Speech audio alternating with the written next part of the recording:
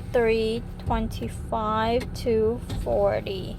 So all this is pretty much saying that God will speak against the prophets that are lying, who is actually saying from their own thoughts, but instead say that is from the Lord. So God hates that, and then he is making himself against the prophet.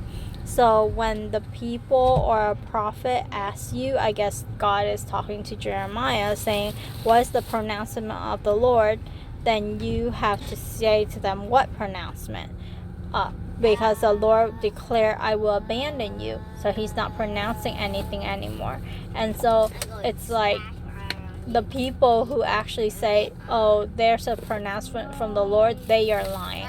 And the people or the person, namely Jeremiah, who said there's no pronouncement from the Lord except that God will abandon you, that's the truth, because it sounds like he will stop talking. And now that I'm saying it, it's interesting to me that after Jesus' time,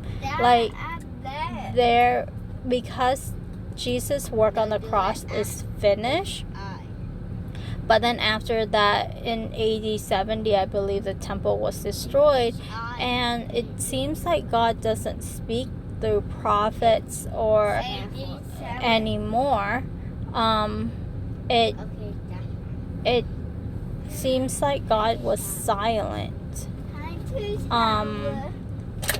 So I wonder, Jeremiah, this is Babylon captivity, because it's related to Nebuchadnezzar. That's like the first king. So it sounds like God will be silent towards them and abandon them.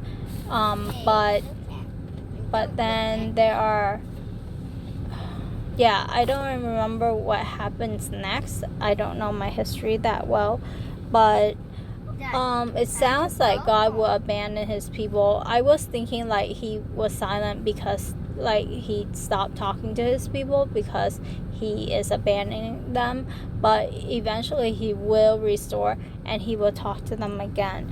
That is not related to the events of God seemingly silent to me after Jesus. So ignore that part. But so I was just thinking about that out loud. And you know how when I'm thinking about stuff, that's how confusing stuff gets.